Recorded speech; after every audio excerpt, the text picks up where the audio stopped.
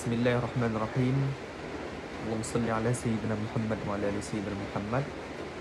Sekarang kita lanjutkan, yaitu pada bantahan Imam Al-Mahalli kepada Imam As-Subki, yang mana pada video sebelumnya sudah saya jelaskan bantahan yang pertama.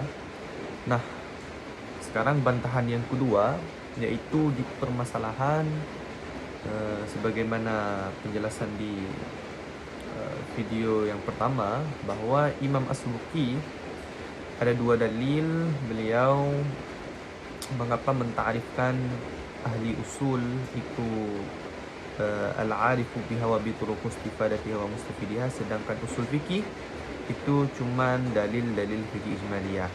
Yang pertama ada di video yang pertama, alasan pertama dan alasan kedua ada di video sebelumnya. Nah, khusus yang pada alasan yang kedua ini, itu dibantah oleh Imam Jalal, yang mana Imam As-Subki menyamakan ta'arif usul fikih dan ahli usul kepada ilmu fikih, yang mana ilmu fikih di situ al-ilmu bil ahkam syar'iyyah, kan amaliyah, al-amaliyah al-muktasabu min dalil tafsili. Nah, yang mana di situ ahli usulnya oleh para ulama usul, khususnya nanti di bab ijtihad ada ditarifkan, ahli fikihnya itu bukan al-alimu bil ahkam tersebut, akan tetapi al-mujtahid. Nah, yang mana al-mujtahid itu adalah syarat daripada al-ilmu bil ahkam syar'iyyah. Nah, kemudian dibantah oleh Imam Al-Jalal, yang mana para ulama mentarifkan ahli usul, yaitu para ulama mentarifkan ahli fikih dengan mujtahid, itu pentarifan atau al-bayan laisa lil mafhum, akan tetapi al-bayan lima sodak, al-ma sodak. Yang mana ketika ditarifkan ahli fikih adalah mujtahid, maka di situ bukan bayan lil mafhum, bukan menerangkan mafhum daripada al-faqih. Mengapa? Dikarenakan mafhum al-faqih dengan mafhum al-mujtahid itu berbeda. Mereka berbeda ta'rif. Akan tetapi, mengapa ditarifkan al-faqih itu al-mujtahid? Maka di situ dikatakan oleh Imam Jalal itu adalah al-bayan atau bayan al-masodak, sesuatu yang terbenar. Apa al-masodak pada al-faqih? Ma yasduqu alaihi al-faqih fahuwa ma yasduqu alaihi al-mujtahid. Ketika dikatakan ahli fikih, maka yang terjadi atau yang terbenar pada ahli fikih adalah mujtahid. Begitu juga atasnya. Ketika dikatakan al-mujtahid, maka al-faqih itu yang terbenar. Yang terjadi, yang terbenar ketika dikatakan al-faqih, maka harus mujtahid. Maka ketika dikatakan yang terbenar, dikatakan al-mujtahid, maka pasti ahli fikih. Nah, di situ jadi bayan al-masodak, bayan masodak daripada al-fikih, sesuatu yang terbenar pada ahli fikih. Nah, pertanyaannya, mengapa para ulama tidak mentarifkan al-faqih itu al-alimu bil ahkam? Dikarenakan di situ sudah ada dalalah iltizamiyahnya, yang mana dalalah iltizamiyahnya dia sudah lazim ketika dikatakan fikih adalah ilmu bi hukmin atau al-ilmu bil ahkam syar'iyyah, maka di situ sudah lazim al-alimu bil ahkam syar'iyyah. Di situ sudahlah lazim, maka tidak perlu mentakrifkan lagi al-alimu bil ahkam. Ya. Maka oleh karena itu para ulama mentakrifkan saya al-masodak daripada al-faqih ini. Begitu kira-kira. Nah, itu bantahan Imam Jalal kepada Imam As-Subki. Nah, kemudian wa qarraruhu fi man al-mawani' bima la yashfa, oleh Imam As-Subki beliau tetapkan akannya ta'rif usul dan takrif ahli usul di dalam kitab Man'il Mawani'. Takrif tersebut di dalam kitab Jam'ul Jawami'. Tetapi yang beliau takrirkan ini, yang mana ikhtilaf dengan para ulama usuliyun, kemudian ketika ikhtilaf dengan seluruh para ulama usuliyun, beliau membuatlah satu kitab Man'ul Mawani', yang sebagaimana sudah saya katakan di dalam video sebelumnya, yaitu Man'ul Mawani' ini itu sengaja beliau ciptakan untuk i'tirad, untuk menjawab i'tirad atau ikhtilaf para ulama usul. Dikarenakan ini ikhtilaf dengan para ulama usul, dengan pengakuan beliau sendiri, maka beliau tetapkan dalil-dalil beliau itu di dalam Man'ul Mawani' bima la yashfa menurut Imam Zakaria Al-Ansari, yang mana itu dengan dalil-dalil yang atau ilat-ilat yang tidak memuaskan menurut Imam Jalal. Nah, itu dalil-dalil ilat-ilat itu tidak memuaskan. Nah, faqarrahu Syekhuna Al-Allamatul Jalal Al-Mahalli bima la mazida alaih. Dan oleh Imam Al-Mahalli juga, beliau di dalam Syarah Mahalli, beliau tetapkan juga dalil-dalil itu. Kemudian ada beliau tambahan sedikit, ya, tambahan sedikit, walaupun beliau bantah yang sebagaimana sudah saya paparkan tadi. Yang mana akan tapi tambahan beliau untuk membantu Imam Subki itu bima la mazida alaih. Ya, itu tambahan itu atau dalil-dalil yang ditambahkan oleh Imam, dalil-dalil yang dipaparkan oleh Imam Al-Mahalli untuk membantu Imam Subki tidak lebih, tidak membuat memuaskan, juga tidak membuat memuaskan terhadap pentakrifan hal sedemikian yang dilakukan oleh Imam As-Subki. Maka oleh karena itu, oleh Imam Zakaria Al-Ansari tetap memilih seperti kalangan atau ramainya kalangan para usuliyin dalam mentarifkan dua usul fikih dan satu lagi ahli usul.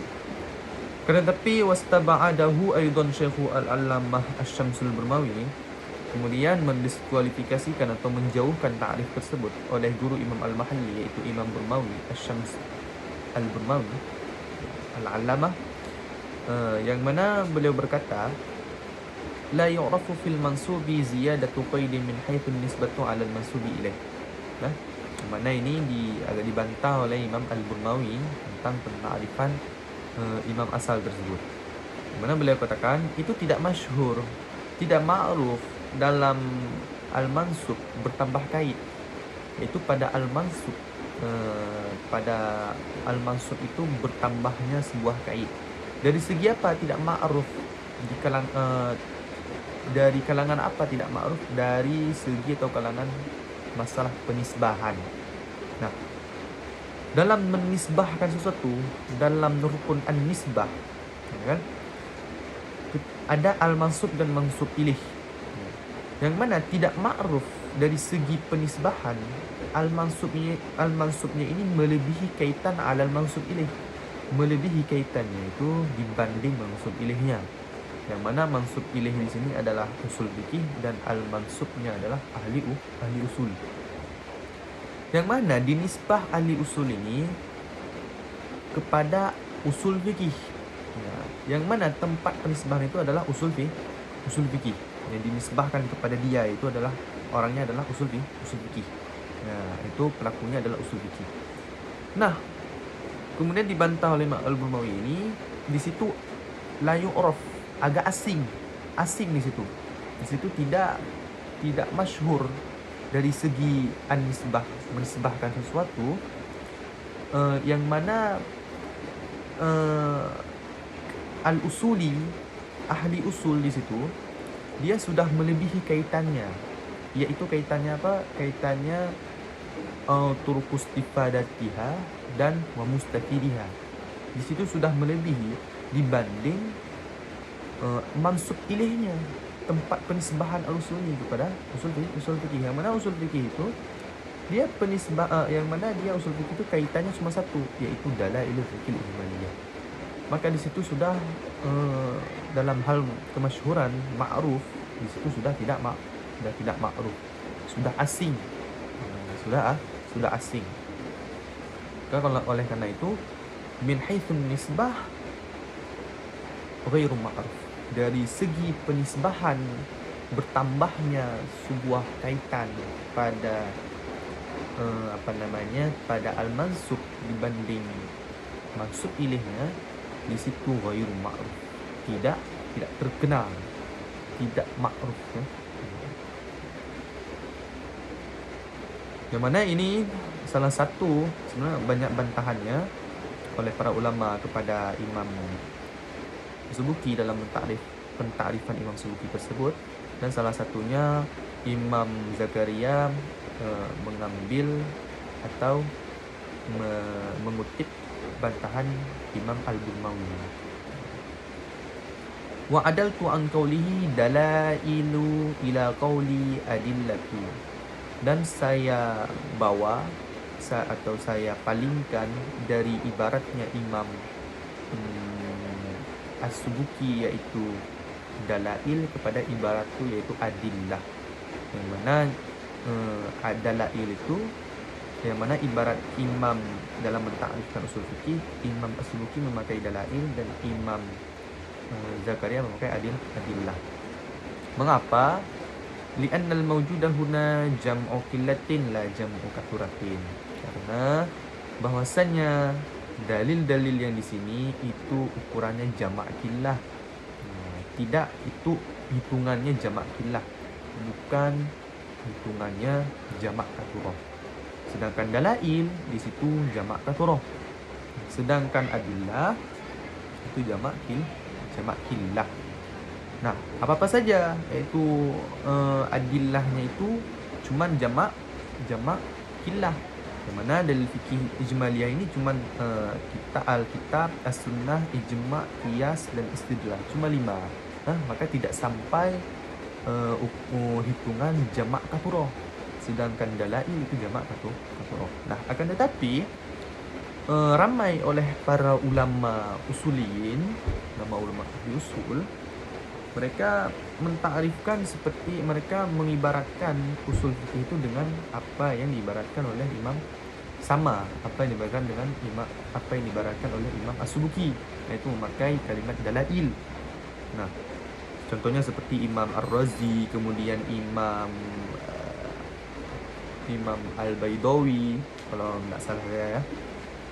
Yang mana mereka mentakrifkan usul fikih itu dengan kalimat dalail. Nah, kemudian pertanyaannya boleh kita lanjut di depannya. Walima qila inna fa'ila lam ya'ti jam'an lismi jinsin biwazni fa'ilin wa in rudda bi annahu ata nadiran ka wasaid jam'u wasilin. Yaitu, dan karena ada yang mengatakan itu yang mana ini Imam Ibnu Malik, Imam Isnawi mengutip daripada Imam Ibnu Malik di dalam kitab Syarah Al-Kafiyah Asy-Syafiyah milik Imam Ibnu Malik. Nah, beliau mengatakan sesungguhnya jamak fa'il itu tidaklah diperuntukkan, didatangkan sebagai jamak isim jenis dengan wazan fa'il. Jadi jikalau ada kalimat fa'ilun itu dia isim jenis, kemudian jamaknya fa'il, maka di situ tidak diperuntukkan itu jamaknya, maka bukan itu jamaknya. Walaupun ditolak, bukan ditolak pendapat ini ya. Walaupun ditolaknya lam yakti, bukan tidak diperuntukkan, bukan sama sekali tidak pernah datang begitu, akan tetapi pernah datang, akan tetapi sesekali nadiron. Nah, pernah terjadi sesekali nadiron. Itu seperti wasaid jamak wasid. Yang mana wasid ini isim jenis, semua jamaknya wasid. Yang mana itu jamak begitu itu ala sabilin nudurah. Ini sangat-sangat jarang. Nah, maka di sini kan sudah masyhur. Apa yang seperti dikatakan oleh Imam Ibnu Malik. Sedangkan mendefinisikan sesuatu atau mengibaratkan, mengungkapkan suatu mu'arraf, maka di situ harus minimal harus masyhur, kalimat-kalimatnya harus masyhur. Nah, pertanyaannya seperti Imam Al-Burmawi, Imam Al-Baydawi, Imam As-Subuki, kemudian Imam Ar-Razi dan yang lain-lain dalam mentarifkan usul fikih itu memakai kalimat dalail, maka dengan ungkapan seperti dengan mengutip pendapat Imam Ibnu Malik ini kan sudah sangat sudah membuat tidak sempurna ungkapan tersebut, tidak sempurna ibarat-ibarat tersebut. Nah, kemudian hingga oleh para pendukung mereka, salah satunya Imam Al-Qurani, ya, dalam kitab Ad-Durar fi Syarah Jam'ul Jawami, beliau mengatakan bahwa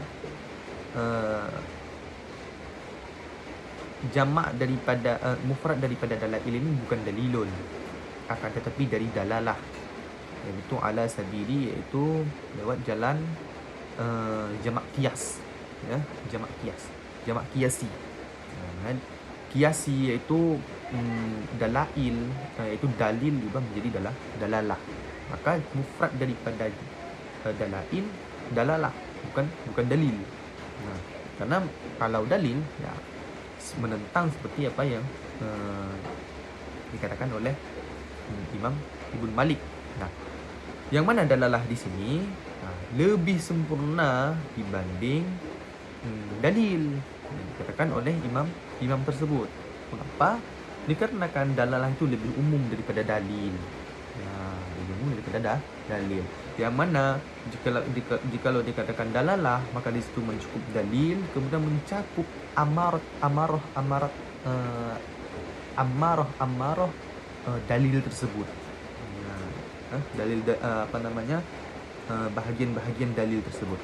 Karena kalau dinamakan dengan dalil usul fikih 5 itu, yaitu Al-Quran, hadis, qiyas, istidlal dan ijma'. 5 ini dalil namanya. Nah, kemudian nanti kan ada juga yang di dalamnya ini, yaitu adalah seperti bagaimana mengistidlal dengan khabaril wahid, ya kan? Bagaimana mengistidlal dengan istishab. Itu bahagian-bahagian di dalam dalil ini. Nah, itu kan sangat banyak. Maka jikalau kita ungkapkan dengan dalil, maka ya cuma dalil itu aja. Tidak mencakup hal-hal yang berkaitan dengan dalil itu. Contohnya seperti istidlal. Maka jikalau kita jadi cuma istidlal saja, tidak mencakup istishab, tidak mencakup hal-hal yang lainnya. Jikalau kita mengibaratkan usul fikih, mentakrifkan usul fikih ini dalil-dalil fikih, memakai mufrad dalilun. Tapi jikalau dalalah, maka itu mencakup semua amarat daripada dalil-dalil ini. Bahagian-bahagian fasal-fasal yang ada di dalam dalil, aspek-aspek yang ada di dalam dalil ini. Nah, begitu. Nah, sehingga oleh imam itu mengatakan dalalah ini lebih bagus dibanding dalilun, supaya mencakup daripada anak-anak daripada dalil ini, bukan hanya dalil itu saja. Nah, dan menurut kita lihat, kita pandang bahwa memang yang lebih bagusnya ini tetap apa yang dipakai oleh Ibnu Zakaria Al-Ansari. Mengapa? Karena ketika disebutkan al-kul, sudah pasti al-ba'adnya itu masuk. Nah, begitu. Maka ketika dikatakan bermula usul fikih itu adalah 5 dalil tersebut, yaitu adillatul fikih ijmaliyah, yaitu Alkitab, Sunnah, Ijma', Qiyas dan Istidlal, maka itu adalah al-kul masing-masing daripada ba'ad mereka masing-masing. Begitulah kira-kira, ya. Yaitu permasalahan istidlal atau permasalahan qiyas. Maka kan itu kan ada bahagian-bahagiannya di dalam itu. Maka ketika diucapkan usul fikih itu adalah qiyas, maka tetap mencakup semua apa bahagian-bahagian daripada qiyas ini. Itu pandangan saya ya. Memang lebih bagus Imam Zakaria Al-Ansari. Dan kemudian yaitu imam seperti perkataan Imam Ar-Razi, yang mana beliau mentakrifkan usul fikih adalah ibaratun an majmu'i turukil fikih. Itu maqal, kemudian beliau melanjutkan perkataan beliau, wa turukul fikih yatanawalul adillah wa yatanawalul ammarat. Itu beliau katakan di dalam kitab usul beliau. Manakah yang mana menurut beliau adalah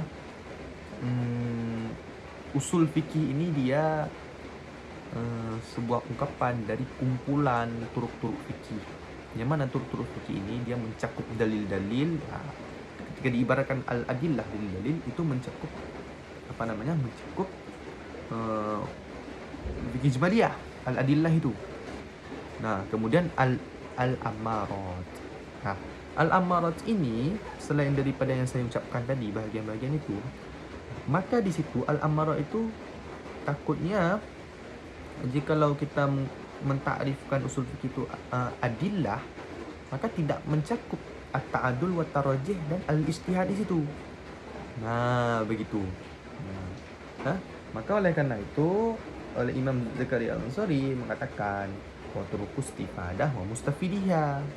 Itu ada masing-masingnya. Ya, jadi usul fikih itu ada 3 tarifnya. Ada fikih ijmaliyah, ada turuqus istifadah, ada mustafidiyah. Jadi keduanya ini tidak masuk di dalam fikih ijmaliyah. Sedangkan jika kita membuat seperti yang dikatakan Imam Ad-Durrar tadi, itu beliau sudah memasukkan amarat-amarat seperti yang 2 dalil tadi, yaitu at-ta'adul wa tarajih dan kitab as-sabi', itu beliau masukkan di dalam dalail. Di dalam dalail. Makanya beliau memilih untuk jamak daripada dalail ini dalil, itu dalalah, supaya mencakup semuanya. Kitab as-sabi' dan kitab as-sabi' itu mencakup di dalam usul fikih. Karena jika dikatakan adillah, maka mereka berfikir bahawa usul fikih ya cuma dalil fikih ijmaliyah saja. Sedangkan 2 itu lagi bukan usul fikih. Di situ sudah salah pemahaman apa yang dipilih oleh para ulama memakai adillah. Kenapa para ulama yang memakai adillah seperti kita melihat Imam Zakaria Al-Ansari ini, beliau mentakrifkan bermula usul fikih itu ada adillah, maka itu bahagian takrif pertama.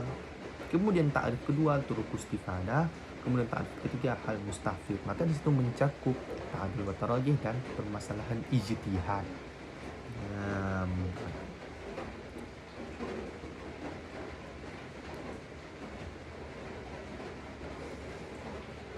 Wa in rudda bi annahu, walaupun ini sudah.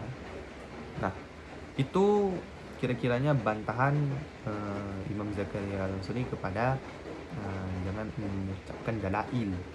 Akan tetapi tidak salah juga para imam yang mengucapkan memakai dalail. Mengapa yang mufradnya harus jamak qiyasi, yaitu dalalah seperti dikatakan Imam Ad-Durrar? Mengapa tidak salah juga? Dikarenakan menurut mereka ketika ditakrifkan usul fikih itu mencakup semua. Dari fikih ijmaliyah, kemudian mencakup ta'adul wa tarajih dan ijtihad, semuanya dicakup. Tetapi Imam Zakaria Al-Ansari memakai adillah saja. Kenapa? Dikarenakan at-ta'adul wa tarajih dan al-ijtihad itu beliau pisah, tidak masuk di dalam tentang dalil adillah. Mana beliau membuat konteks kedua, yaitu as-sadis, al-kitab as-sadis dan al-kitab as-sabi'. Wa'lam anna likulli ilmin mabadi'a wa mawdu'an wa masaila. Ketahuilah olehmu bahwasanya setiap ilmu itu pasti ada mabadi'nya, itu permulaan-permulaannya.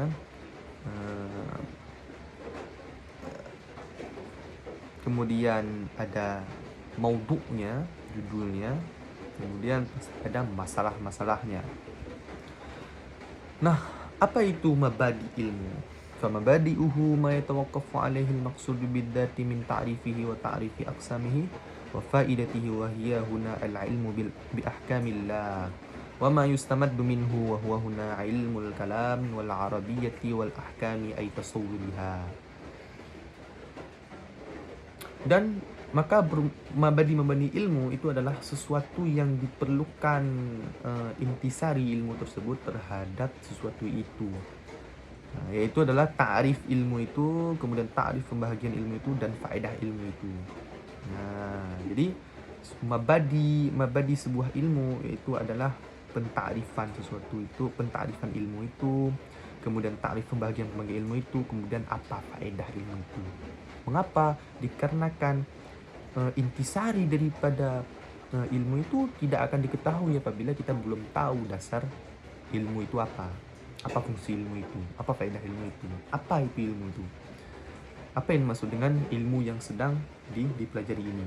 Maka jikalau dia tidak bisa, tidak mengetahui apa itu usul fikih, maka bagaimana bisa kita mengambil intisari ilmu usul fikih, sedangkan ilmu usul fikih aja dia tidak tahu. Bagaimana alasan Imam Zakaria Al-Ansari seperti yang di belakang itu tentang beliau mentakrifkan awal memulai Muqaddimanis, mentakrifkan usul fikih, mana beliau ikut Imam As-Subuki. Dan takrif pembahagian ilmu. Nah, kalau di sini pembahagian ilmunya seperti fikih, usul fikih. Nah, dan faedah ilmu. Faedah ilmu itu apa? Maka disebutkan di awal-awal permulaannya. Supaya tahu kita ketika dapat intisari, ketika kita bisa mengambil intisari ilmu tersebut, kita tahu faedahnya apa. Yaitu seperti faedah ilmu usul fikih di sini, kita dapat mengetahui hukum-hukum Allah.